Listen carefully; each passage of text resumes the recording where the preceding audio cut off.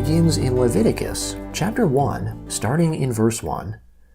The Lord called to Moses and spoke to him from the tent of meeting, saying, Speak to the children of Israel, and tell them, When any one of you offers an offering to the Lord, you shall offer your offering of the livestock, from the herd and from the flock. If his offering is a burnt offering from the herd, he shall offer a male, without defect. He shall offer it at the door of the tent of meeting, that he may be accepted before the Lord. He shall lay his hand on the head of the burnt offering, and it shall be accepted for him, to make atonement for him. He shall kill the bull before the Lord. Aaron's sons, the priests, shall present the blood and sprinkle the blood around on the altar that is at the door of the tent of meeting. He shall skin the burnt offering and cut it into pieces. The sons of Aaron the priest shall put fire on the altar and lay wood in order on the fire. And Aaron's sons, the priests, shall lay the pieces, the head and the fat in order on the wood that is on the fire, which is on the altar. But he shall wash its innards and its legs with water. The priest shall burn all of it on the altar for a burnt offering, an offering made by fire, of a pleasant aroma to the Lord. If his offering is from the flock, from the sheep or from the goats, for a burnt offering, he shall offer a male without defect. He shall kill it on the north side of the altar before the Lord. Aaron's sons, the priests, shall sprinkle its blood around on the altar. He shall cut it into its pieces, with its head and its fat. The priest shall lay them in order on the wood that is on the fire which is on the altar, but the innards and the legs he shall wash with water. The priest shall offer the whole, and burn it on the altar. It is a burnt offering, an offering made by fire, of a pleasant aroma to the Lord. If his offering to the Lord is a burnt offering of birds, then he shall offer his offering from turtle doves, or of young pigeons. The priest shall bring it to the altar, and wring off its head, and burn it on the altar, and its blood shall be drained out on the side of the altar, and he shall take away its crop and its feathers, and cast it beside the altar on the east part, in the place of the ashes. He shall tear it by its wings, but shall not divide it apart. The priest shall burn it on the altar, on the wood that is on the fire. It is a burnt offering, an offering made by fire, of a pleasant aroma to the Lord. When anyone offers an offering of a meal offering to the Lord, his offering shall be of fine flour. He shall pour oil on it, and put frankincense on it. He shall bring it to Aaron's sons, the priests. He shall take his handful of its fine flour, and of its oil, with all its frankincense, and the priest shall burn its memorial on the altar, an offering made by fire, of a pleasant aroma to the Lord. That which is left of the meal offering shall be Aaron's and his sons. It is a most holy part of the offerings of the Lord, made by fire. When you offer an offering of a meal offering baked in the oven, it shall be unleavened cakes of fine flour mixed with oil, or unleavened wafers anointed with oil. If your offering is a meal offering made on a griddle, it shall be of unleavened fine flour mixed with oil. You shall cut it in pieces and pour oil on it. It is a meal offering. If your offering is a meal offering of the pan, it shall be made of fine flour with oil. You shall bring the meal offering that is made of these things to the Lord. It shall be presented to the priest, and he shall bring it to the altar. The priest shall take from the meal offering its memorial, and shall burn it on the altar, an offering made by fire, of a pleasant aroma to the Lord. That which is left of the meal offering shall be Aaron's and his sons. It is a most holy part of the offerings of the Lord made by fire. No meal offering which you shall offer to the Lord shall be made with yeast, for you shall burn no yeast, nor any honey, as an offering made by fire to the Lord. As an offering of first fruits you shall offer them to the Lord, but they shall not rise up as a pleasant aroma on the altar. Every offering of your meal offering you shall season with salt. You shall not allow the salt of the covenant of your God to be lacking from your meal offering. With all your offerings you shall offer salt. If you offer a meal offering of first fruits to the Lord, you shall offer for the meal offering of your first fruits fresh heads of grain, parched with fire and crushed. You shall put oil on it, and lay frankincense on it. It is a meal offering. The priest shall burn as its memorial part of its crushed grain and part of its oil, along with all its frankincense. It is an offering made by fire to the Lord. If his offering is a sacrifice of peace offerings, if he offers it from the herd, whether male or female, he shall offer it without defect before the Lord. He shall lay his hand on the head of his offering, and kill it at the door of the tent of meeting. Aaron's sons, the priests, shall sprinkle the blood around on the altar. He shall offer of the sacrifice of peace offerings an offering made by fire to the Lord. the fat that covers the innards, and all the fat that is on the innards, and the 2 kidneys, and the fat that is on them, which is by the loins, and the cover on the liver, with the kidneys, he shall take away.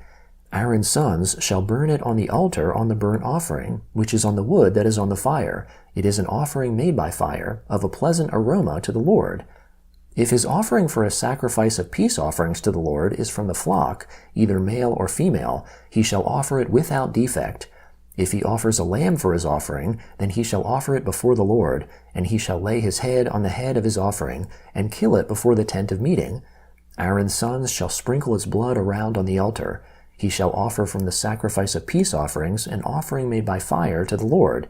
Its fat, the entire tail fat, he shall take away close to the backbone, and the fat that covers the entrails, and all the fat that is on the entrails, and the 2 kidneys, and the fat that is on them, which is by the loins, and the cover on the liver, with the kidneys, he shall take away. The priest shall burn it on the altar. It is the food of the offering made by fire to the Lord. If his offering is a goat, then he shall offer it before the Lord. He shall lay his hand on its head, and kill it before the tent of meeting, and the sons of Aaron shall sprinkle its blood around on the altar. He shall offer from it as his offering, an offering made by fire to the Lord, the fat that covers the innards, and all the fat that is on the innards, and the 2 kidneys, and the fat that is on them, which is by the loins, and the cover on the liver, with the kidneys, he shall take away. The priest shall burn them on the altar. It is the food of the offering made by fire, for a pleasant aroma. All the fat is the Lord's. It shall be a perpetual statute throughout your generations in all your dwellings, that you shall eat neither fat nor blood. The Gospel of Mark, chapter 1, beginning in verse 29. Immediately, when they, that is, Jesus and his disciples, had come out of the synagogue, they came into the house of Simon and Andrew, with James and John. Now Simon's wife's mother lay sick with a fever, and immediately they told him about her. He came and took her by the hand and raised her up. The fever left her immediately, and she served them. At evening, when the sun had set, they brought to him all who were sick, and those who were possessed by demons. All the city was gathered together at the door. He healed many who were sick with various diseases, and cast out many demons. He didn't allow the demons to speak, because they knew him. Early in the morning, while it was still dark, he rose up and went out, and departed into a deserted place, and prayed there. Simon and those who were with him searched for him. They found him and told him, "Everyone is looking for you." He said to them, "Let's go elsewhere into the next towns, that I may preach there also, because I came out for this reason." He went into their synagogues throughout all Galilee, preaching and casting out demons. A leper came to him, begging him, kneeling down to him, and saying to him, "If you want to, you can make me clean."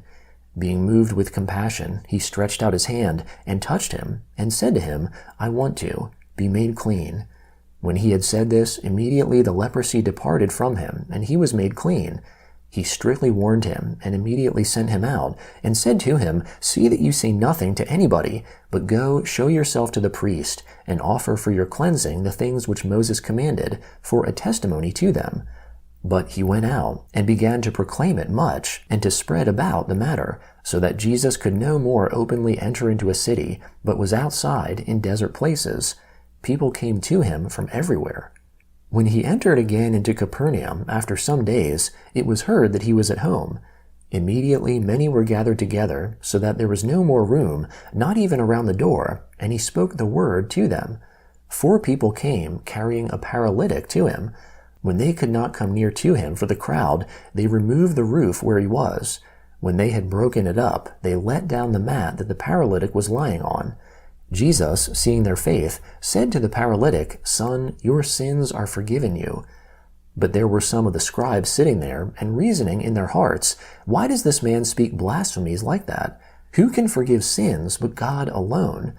Immediately Jesus, perceiving in his spirit that they so reasoned within themselves, said to them, "Why do you reason these things in your hearts? Which is easier, to tell the paralytic, 'Your sins are forgiven,' or to say, 'Arise, and take up your bed and walk'? But that you may know that the Son of Man has authority on earth to forgive sins," he said to the paralytic, "I tell you, arise, take up your mat, and go to your house." He arose and immediately took up the mat and went out in front of them all, so that they were all amazed and glorified God, saying, "We never saw anything like this." Psalm 35, beginning in verse 17. Lord, how long will you look on? Rescue my soul from their destruction, my precious life from the lions.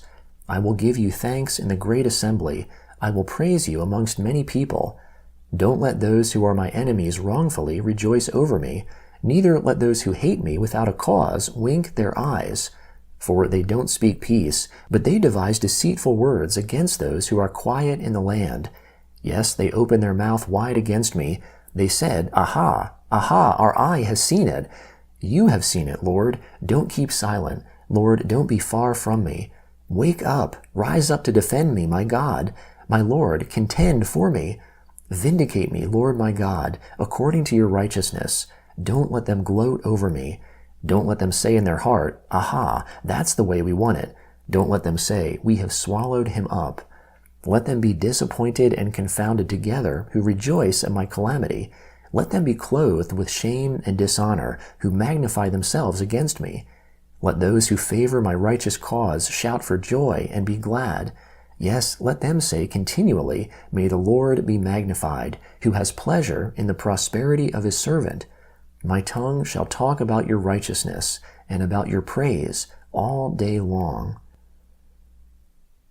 Proverbs chapter 9, beginning in verse 13.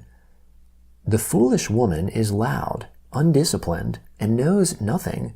She sits at the door of her house, on a seat in the high places of the city, to call to those who pass by, who go straight on their ways.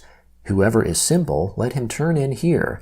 As for him who is void of understanding, she says to him, "Stolen water is sweet, food eaten in secret is pleasant." But he doesn't know that the departed spirits are there, that her guests are in the depths of Sheol.